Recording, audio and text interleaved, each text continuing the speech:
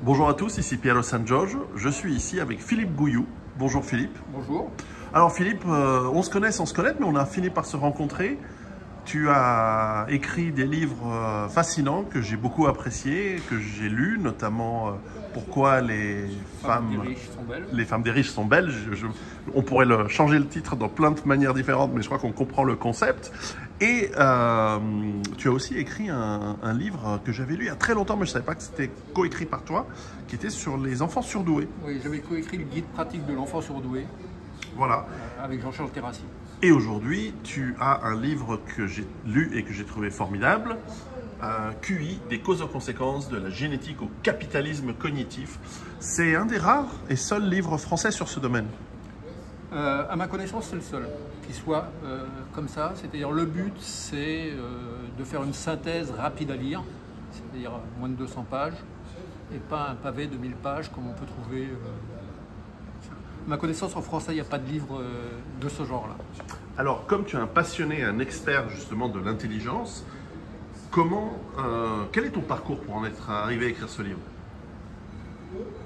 Mon parcours est assez classique, je dirais. C'est-à-dire, j'étais un enfant reconnu pour son intelligence, à qui on demandait plus qu'aux autres, et donc descendu en permanence parce qu'intelligent, donc on me demandait plus de choses. L'effet Pygmalion inverse. Voilà, et ça a été ça. Et finalement, un jour, j'ai été refusé à un entretien de recrutement parce que j'avais explosé les résultats à leur test. Ils m'ont dit, je ne veux pas quelqu'un qui a un résultat pareil. Ils m'ont dit clairement, hein, vous avez de très bons résultats. Et à ce moment-là, il y avait des publicités pour Mensa. Donc j'ai passé les tests Mensa, j'ai été admis à Mensa. À Mensa, je me suis intéressé aux enfants surdoués et je me suis rendu compte qu'il y avait quelqu'un qui s'en occupait, qui s'appelait Christian Donat. Je n'ai plus de relation avec lui, je le connais, je ne sais pas ce qu'il est devenu. Et j'ai créé le site qui est devenu le site Douance.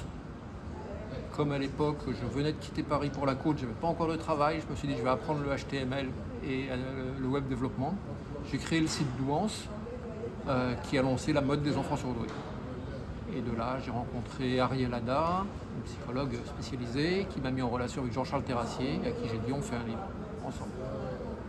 Et il a accepté. Et petit à petit, j'ai poursuivi le site Douance. Je me suis dit ensuite que pour comprendre la notion de QI, il fallait comprendre son origine évolutionnaire. Et donc, j'ai fait le premier site francophone sur la psychologie évolutionniste, qui est Voxy, dont j'ai fait un livre, Pourquoi les femmes des riches sont belles. Et là, plus récemment, donc la dernière édition de Pourquoi les femmes des riches sont belles est de 2014, même si le livre est encore lisible, parce que c'est un livre de logique, quoi, donc il est encore valide. Et j'ai eu envie de faire un livre qu'en gros, je ne l'ai pas fait, je suis diplômé en marketing, mais je ne l'ai pas fait dans le sens marketing, j'ai fait le livre que moi j'aurais voulu avoir il y a 20 ans. C'est-à-dire pas pour le client, pas pour le lecteur à la limite. Et ensuite je me suis dit, bon, bah, le lecteur ça l'intéressera peut-être, c'est avoir le maximum d'informations le plus rapidement possible et pouvoir s'y référer ensuite. Voilà le but du livre. Alors qu'est-ce que c'est que la psychologie évolutionniste? Alors psychologie évolutionniste, c'est le nom qui a été donné par Cosmide et Toubi à, on pourrait dire, une évolution de la sociobiologie qui s'inscrit dans le cadre de l'approche évolutionnaire de la psychologie. C'est-à-dire l'idée, c'est que notre cerveau a été sélectionné par la sélection naturelle, comme notre corps l'a été, et donc que nos comportements ne peuvent être compris que si on prend en compte la pression évolutionnaire au cours de l'histoire. Le côté le plus connu de la psychologie évolutionniste, c'est pourquoi on choisit tel partenaire sexuel, pourquoi on cherche à faire fortune, pourquoi on veut un plus haut statut, pourquoi ça explique un certain nombre de choses. Alors à l'époque, c'est apparu en fin des années 80, début 90. Mon livre est sorti, mon site est sorti en 98, 97-98. À cette époque-là, c'était encore très mal vu, très sulfureux. Maintenant, 25 ans après, c'est devenu le métacadre général de la psychologie. C'est-à-dire que toutes les études, quasiment toutes les études en psychologie, cherchent à donner un cadre évolutionnaire. Cette fameuse théorie qui rendait cette science sulfureuse était cette théorie du blank slate, que de nombreux, qui en fait disait que nous sommes tous pareils et que ce n'est que la société ou la culture qui nous change. Et que donc à la fin c'est la faute de l'homme blanc, enfin bref, en gros a été battu en brèche par de nombreux philosophes, de nombreux chercheurs, y compris des gens même qui sont de gauche comme Steven Pinker ou d'autres qui sont très connus aux États-Unis, je crois que c'est un Canadien, et cette l'application de cette psychologie évolutionniste, je dis toujours évolutive mais évolutionniste, elle s'applique bien sûr dans la sélection sexuelle, qui est un élément très important de la sélection naturelle, chose que les gens qui critiquent l'évolution, les théories de l'évolution et qui n'ont jamais lu Darwin ignorent que déjà Darwin parlait de cette sélection-là. Mais elle s'applique aussi dans un grand nombre de nos comportements, et notamment ceux liés avec l'intelligence et on verra donc peut-être le QI. Voilà, le QI a été sélectionné, c'est-à-dire que là où un plus haut QI apportait plus de fitness, c'est-à-dire plus de chances de transmettre ses gènes, il a été sélectionné vers le haut, mais ça n'a pas toujours été le cas. Par moment, l'évolution a choisi d'autres critères.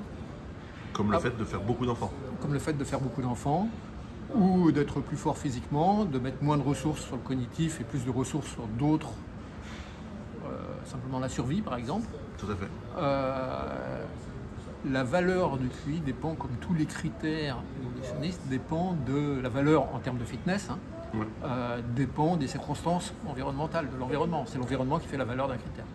C'est l'argument que l'on peut amener pour contrer certaines des théories, par exemple de Jared Diamond.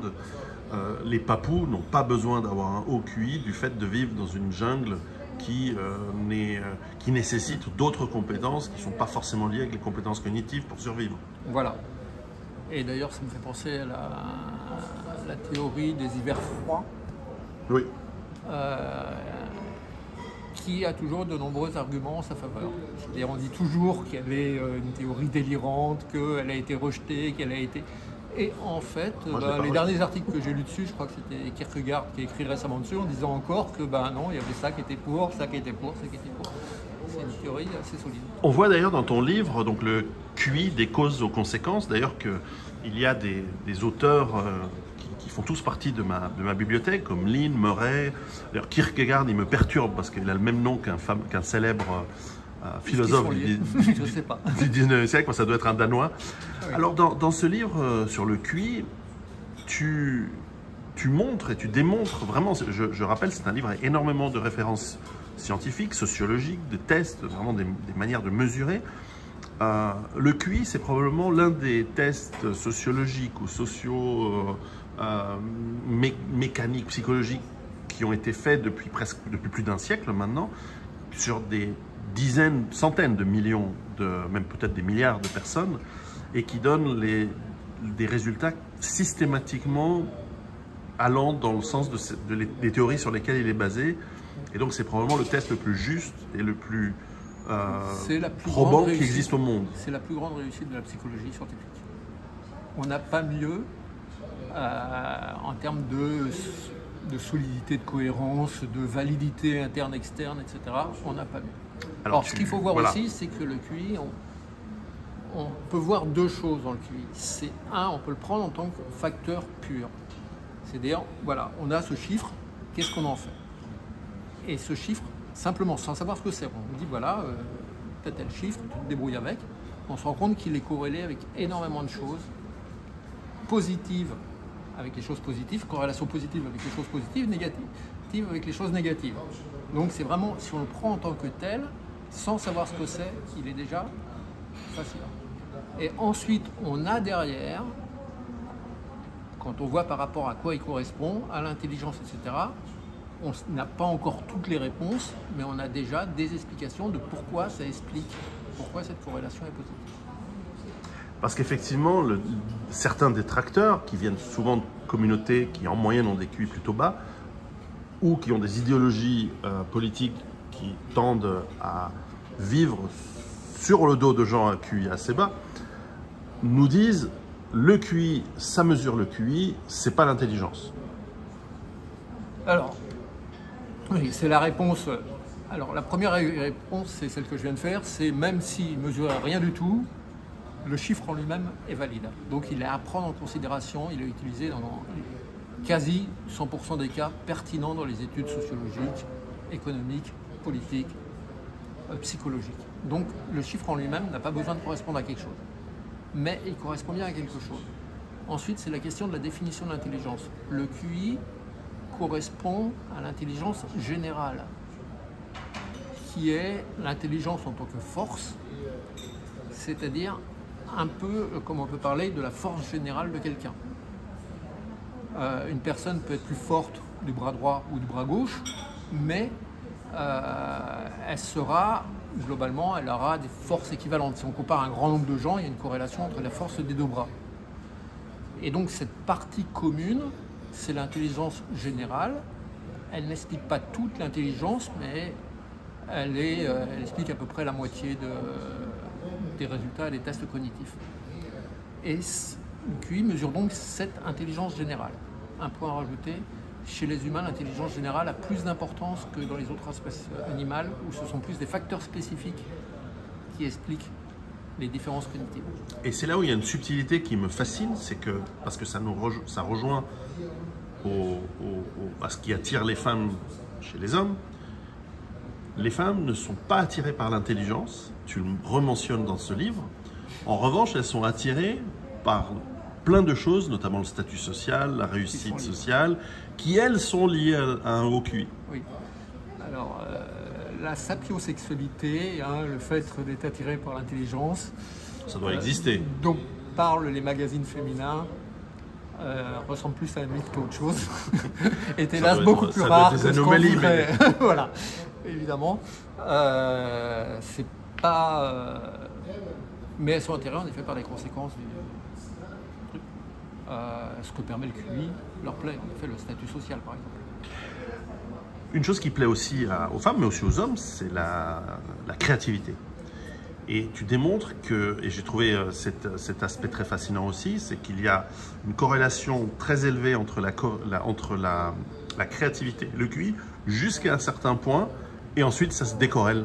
Alors oui, l'approche générale, alors elle n'est pas 100% démontrée, il y a des débats encore parce que le problème c'est qu'on ne sait pas exactement quantifier la créativité. Donc c'est des questions de définition, ensuite les gens s'engueulent dessus. Mais sinon, l'idée générale, c'est qu'en effet, la créativité et le QI sont corrélés jusqu'à environ un QI de 120. Et qu'après, c'est d'autres choses qui rentrent en jeu. Et il y a un effet plafond. Mais ça n'a pas été trouvé sur toutes les formes de créativité. Et d'autres disent on ne peut pas mesurer la créativité, donc on ne peut pas mesurer la corrélation. Donc c'est encore un sujet de débat actuellement.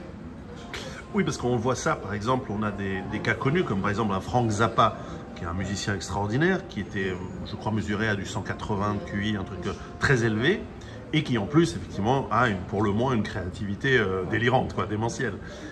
Mais d'autres, on parlait par exemple de gens qui réussissent mieux dans le monde d'aujourd'hui, qui ont des QI élevés dans l'informatique, dans la programmation, qui eux ont une créativité qui est très monosectorielle, on va dire.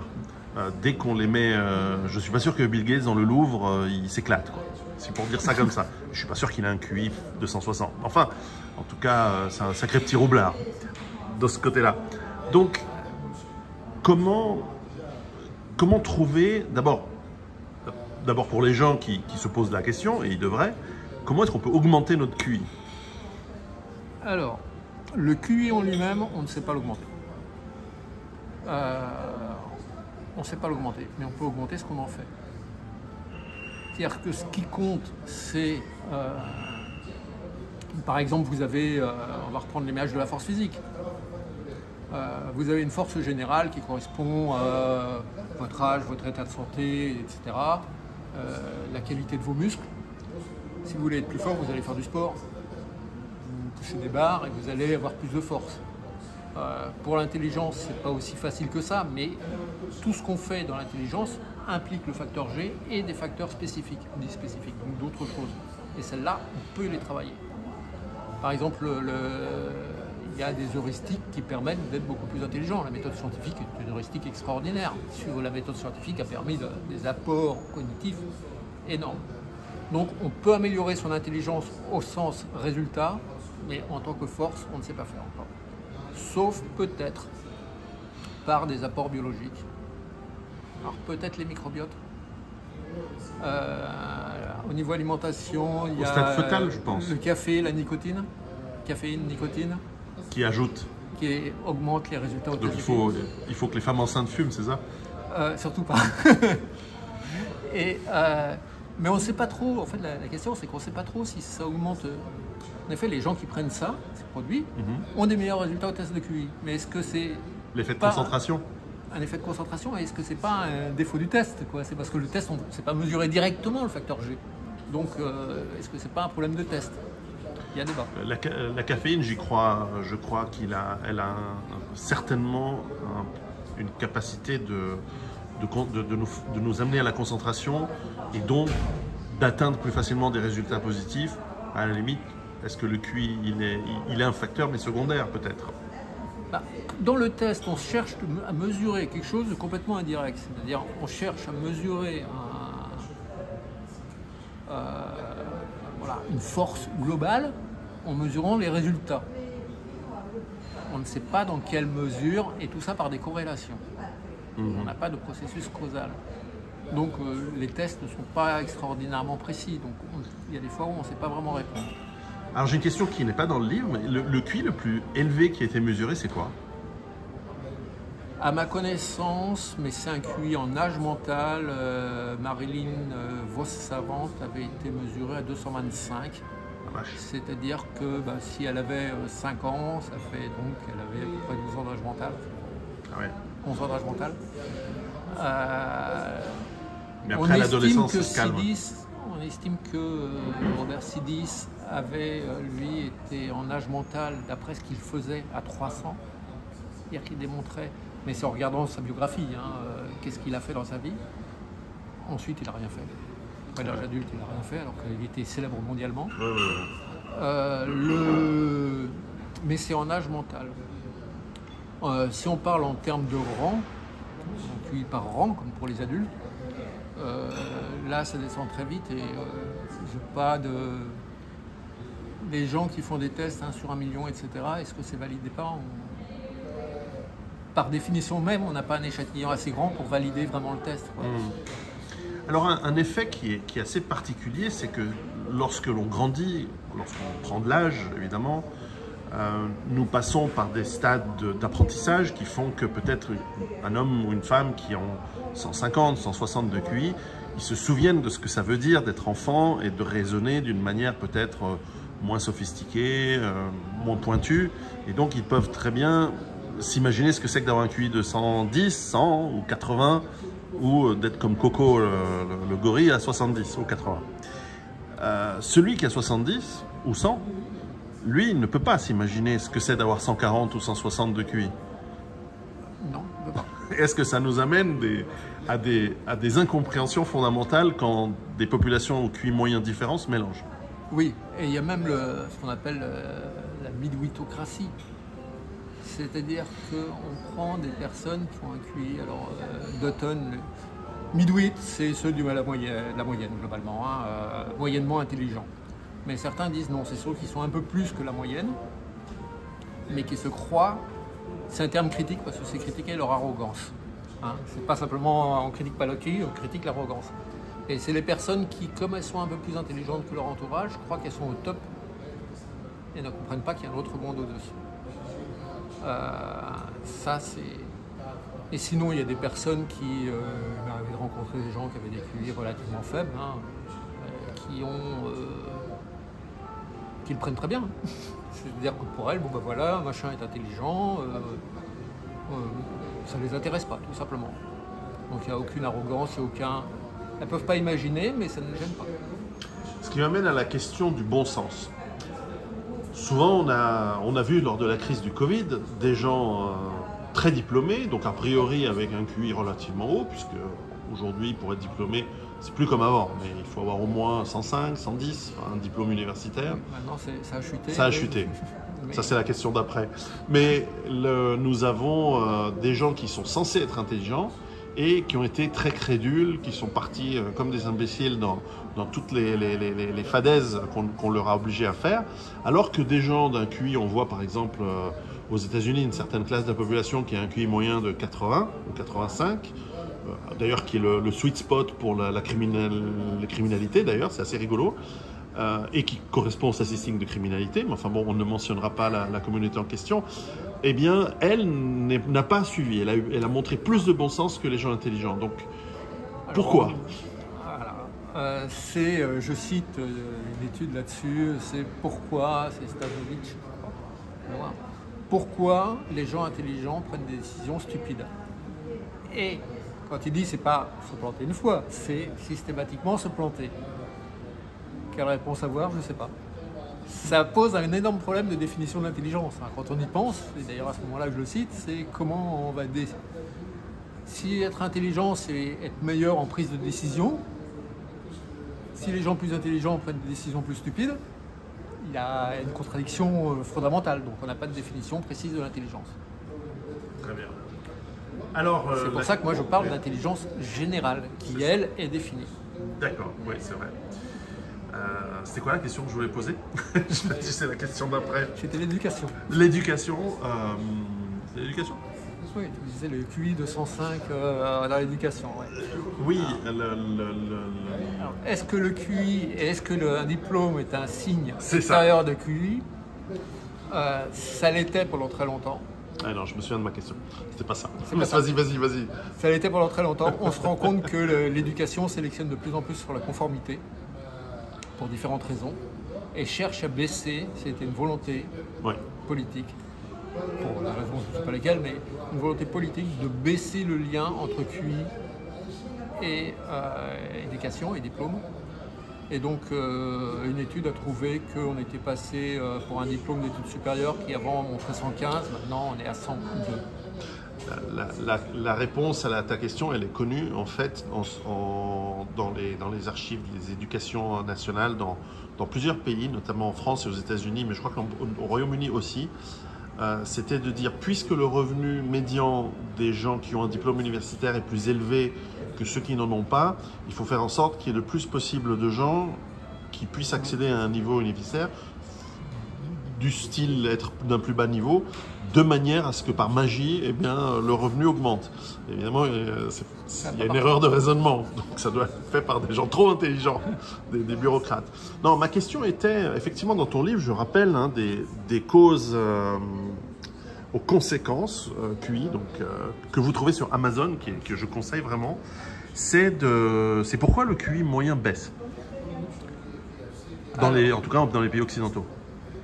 Alors, on constate que à partir d'à peu près 1600 jusqu'à un maximum à la fin du 19e siècle, il y a différents signes montrent une augmentation générale du QI en Occident. Nutrition, santé, hygiène, sélection, peste noire. Voilà. Au bout d'un moment, quand il y a suffisamment de gens intelligents, ils peuvent créer des groupes entre eux et donc s'émuler, et il y a un effet d'entraînement en quelque sorte, donc ça a monté jusqu'au 19e siècle, fin du 19e siècle, surtout en Angleterre. Enfin, est-ce que c'est surtout en Angleterre qu'il était le plus haut à ce moment-là? Et depuis, on constate une chute. La raison principale en est, alors il y a deux. La première, c'est que les femmes intelligentes ont moins d'enfants que les femmes moins intelligentes. Donc un effet dysgénique. Effet dysgénique. Et la deuxième, certains mettent en avant la notion de fardeau génétique, mutation load, comme quoi, comme il n'y a plus de sélection, avant c'était 40 à 50% des enfants qui mouraient avant l'âge de 15 ans, maintenant c'est 0,5% ou je ne sais pas combien. Comme il n'y a plus de sélection, eh bien il y a des gènes qui auraient été supprimés auparavant qui ne le sont plus. Ils auraient été supprimés au cours des temps. Bien que, tu le démontres aussi dans ton livre, on n'arrive pas à identifier des gènes liés à l'intelligence.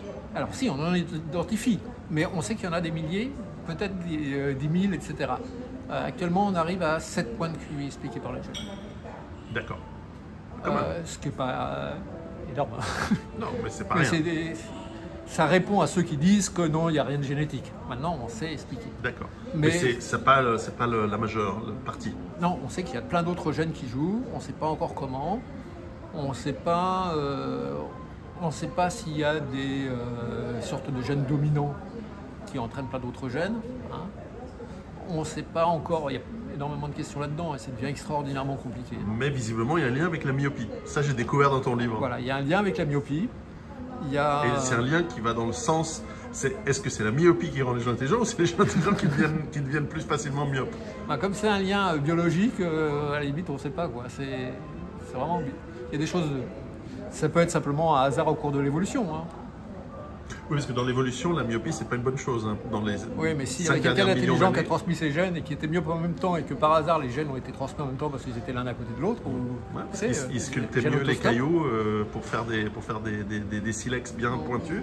Voilà, donc il y a des fois des hasards qui font que... Oui, ça on a des... Et puis on a aussi des goulets d'étranglement biologiques. Hein, lorsqu'il y a des catastrophes, les gens les plus aptes à survivre en général sont... Quoique, on dit que la grande peste aurait sélectionné à ce niveau-là. Ouais. On n'en est pas sûr, hein, mais c'est une des hypothèses généralement entendues. Ah, c'est sûr que les grosses feignasses cradingues, elles ont dû souffrir plus que les gens qui avaient une hygiène propre, voire des tocs liés à l'hygiène.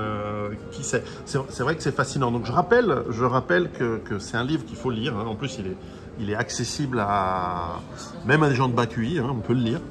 Donc si vous ne vous sentez pas frustré parce qu'il y a des graphes, il y a des... vous allez voir, il y a pas mal de tables, mais elles sont très faciles. Il ne faut pas avoir peur de ces tables. Les textes sont très compréhensibles par tout le monde. J'ai pris des notes. Et c'est un livre que je conseille. Peut-être pour un mot de la fin, comment tu vois l'évolution de QI ces prochaines décennies ou ces prochains siècles? Alors,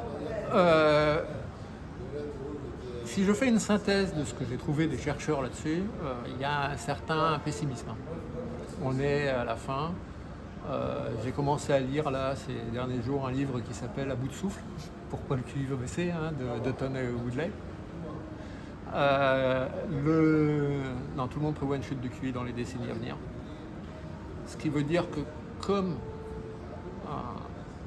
en fait, la culture, la société et la civilisation peuvent être vues comme des effets phénotypiques étendus du QI. C'est-à-dire que c'est nos gènes qui font que, par un certain nombre d'événements, nous entraînent à créer une culture, une civilisation, etc. Le niveau de cette civilisation dépend du QI moyen de la population et du nombre de hauts QI qu'il y a dedans, et comment ils sont répartis. Quoi. Et avec la chute en cours, on s'attend à ce que le monde actuel ne puisse pas tenir. On va changer de monde dans les décennies à venir. Alors, il y avait un film amusant qu'on était une satire, hein, Idiocratie. Génial ce documentaire. Bon, ben, ils avaient... Le début était expliqué très bien le truc. Hein. Les premières minutes d'Idiocratie sont à voir et revoir et revoir. Et à terme, ben, en effet, le monde va s'écrouler. La civilisation, il y a des choses qui ne collent pas dans le film, bien sûr. C'est une satire. Mais c'est un facteur de plus qui va dans mes thèses de pourquoi on va s'effondrer. Ben, le monde va être très différent. Est-ce que ça va s'effondrer ou pas? Je ne sais pas, mais le monde va être très différent. On va... Pour moi, le monde est en train de se scinder actuellement. Oui, ça c'est une évidence. Parce qu'il y a un autre point aussi, à la fois le QI a baissé, mais la capacité... Quelqu'un de très haut QI a plus de possibilités qu'il y a un siècle, ou même qu'il y a 50 ans. Maintenant, il peut se lancer dans la recherche, dans n'importe quel domaine, dans l'informatique. Ouais. Laurent Alexandre disait que tous les milliardaires de la Silicon Valley, de la nouvelle économie, hein, tous les nouveaux milliardaires, les Sam Altman, etc., sont tous THQI. Mais il y a 50 ans, ils auraient fait quoi? Quelqu'un de 160 qui fait un enfant avec, admettons, il trouve la rare femme qui a aussi 160. Et admettons qu'ils font un enfant ensemble. Cet enfant aura-t-il 160? Non, normalement, il y a une régression vers la moyenne, mais il peut espérer voir. Enfin, il y a des calculs qui ont été faits, moi je ne sais pas les faire, mais de mémoire, ça doit donner dans les 150. C'est pour ça que les grandes fortunes, en fait, durent pas très longtemps. Elles durent quelques générations et puis ça disparaît. Alors attention, remplacé là, par d'autres. On peut aller sur. Il y a un point là-dessus, c'est Gregory Clark a fait des études sur la mobilité sociale. Il a trouvé en gros qu'il y avait un facteur de 0,75 d'une génération à l'autre de reproduction. Au bout de 6 générations, ça donne 0,18 par exemple. C'est-à-dire que il y a une régression vers la moyenne, mais elle est lente. Tout à fait. Donc pour les grandes là c'est la mobilité sociale. Pour le QI, avec une héritabilité de 0,80, on peut espérer que ça soit à peu près dans les mêmes ordres de grandeur. D'où l'intérêt pour les grandes élites, traditionnellement, de temps en temps, de coopter quelqu'un de classe prolétaire ou pauvre, brillant et de capacité, et de lui faire, épouser une des filles un peu teubée de la classe dirigeante. Voilà, ou de l'anoblir comme ça se faisait auparavant. C'est ça.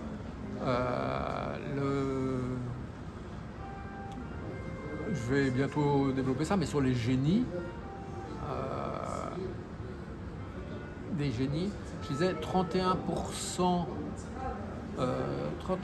des fonctionnaires chinois sélectionnés sur leur intelligence, parce qu'il y avait des tests cognitifs chez les mandarins, 31% au cours de l'histoire, et c'est sur plus d'un millénaire, provenaient de niveaux intellectuels faibles. C'est-à-dire qu'ils avaient été montés grâce aux tests. 31%, c'est presque 1 sur 3. C'est quand même énorme. Ce qui peut expliquer leur déclin et ça fait un renouvellement naturel. Ouais. C'est-à-dire que bon, à l'époque où la méritocratie existait encore, il y a plein de gens qui... je ne me rappelle plus comment il s'appelle, mais dans les années 50, il y avait quelqu'un qui avait passé les tests de l'armée, qui était un berger, qui a passé les tests de l'armée en France. Il les a tellement réussis qu'ils lui ont payé ses études et il était président de l'université. C'est génial ça. Donc, les maréchaux de Napoléon étaient presque tous des strates bourgeois, d'artisans, fils d'artisans, voilà. C'était pas des aristocrates. C'est-à-dire que les gènes font qu'il y a plus de chances que quelqu'un d'intelligent ait des enfants intelligents, mais il y a toujours de la variation, et c'est pas parce que quelqu'un vient de tel milieu qu'il a forcément telle intelligence ou tel niveau de ceci. Non, non, c'est l'individu qui compte, c'est pas le groupe. Il y a de l'espoir. Cela dit, les gens surestiment souvent leur intelligence. Il y a l'effet Kruger-Dunning là-dedans. Alors, l'effet Kruger-Dunning est, en fait, s'applique à lui-même, j'aurais tendance à dire. C'est-à-dire qu'on nous montre toujours une courbe comme ça. C'est pas du tout ce qu'ils ont trouvé. Quand on va voir l'étude, ils ont trouvé deux courbes où, en effet, les personnes qui connaissent moins un sujet ont plus tendance à se surestimer un peu que ceux qui connaissent bien le sujet. Mais il n'y a rien de... Comme on disait avant, ça casse pas trois pattes à un canard, quoi. C'est vraiment... pas... Et ça a été monté en mayonnaise. Et donc... mais sinon, en effet, les gens surestiment leur QI parfois de 30 points. C'est amusant. C'est énorme. Les gens imaginent que... ça baisse très vite, hein, le QI.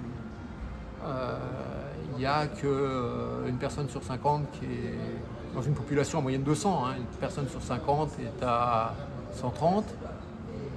Une personne sur 1000 à 145. Donc quand on voit tous les gens qui se vendent 260 sur Twitter ou ailleurs, on se dit soit il y a un nid, soit il y a quelque chose, quoi. En tout cas, je conseille la lecture de ce livre, QI, des causes aux conséquences, par Philippe Gouyoux.